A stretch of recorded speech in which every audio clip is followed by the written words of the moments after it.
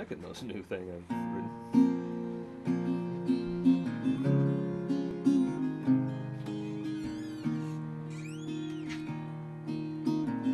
Wanna see people run fast, let them see your set.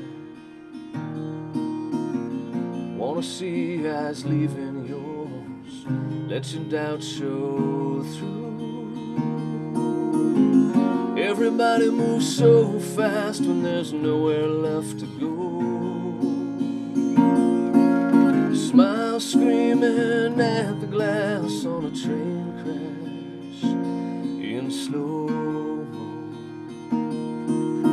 If I did not need connection, if only I could be at peace with no love.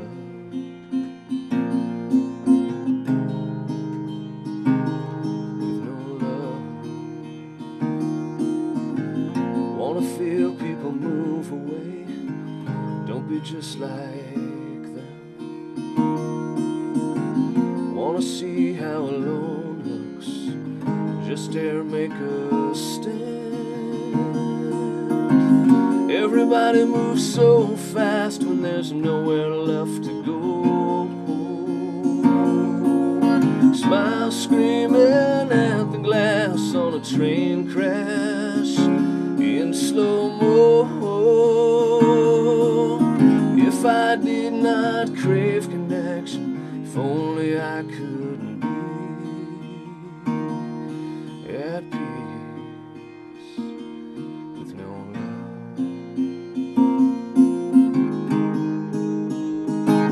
With no love. How do you live with no love? How do you live with no love? Let them see you're sad, let them see you're sad. Let your doubt show through, let it shine through. Don't be just like them, you're not just like them. How do you live with no love?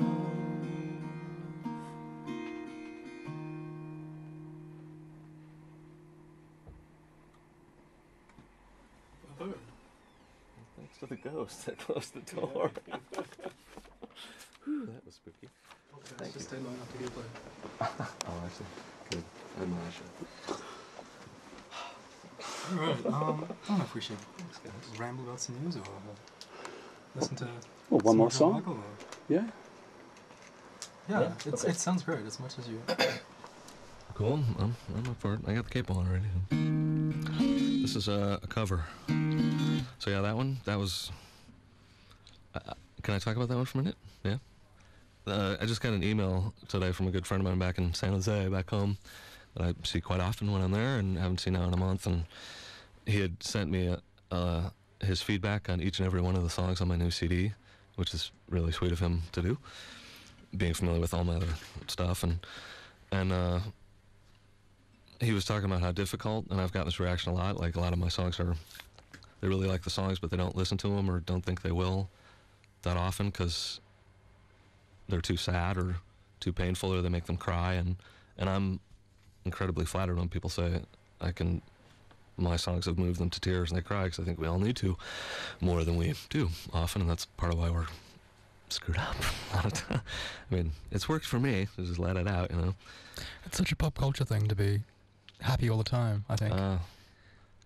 Michael Lunig, my Australian hero. We're looking through his books at the store, and he's got it's like the equivalent of Germans marching, and instead of the swastika, it's the big smiley face, in black and white and red, like, be happy. Yeah, exactly. And indeed, no emotional depth required. yeah, and particularly gay people, when, you know, we're constantly talking about how abused we are as kids and how hard it is to be different, and let alone losing people of my generation, specifically for sure, to HIV and AIDS, and having it ourselves, and just, you know, like, it's a bad thing for us to cry, and I don't know. I find it interesting See if you can't cry. when you get asked by people, do you listen to sad music? And you shouldn't listen to sad music when you cry. You shouldn't listen to sad music when you're sad. That sort of thing. And I find that when I listen to sad music when I'm sad, that's actually consoling. Yeah. Exactly.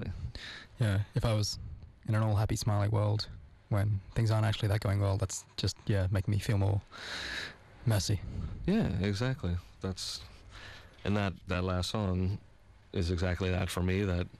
That's the song I thought of when I got this note from a friend today saying, "Oh, it's and he I think he needs to cry. He's got reasons to. We're good buddies." I will say.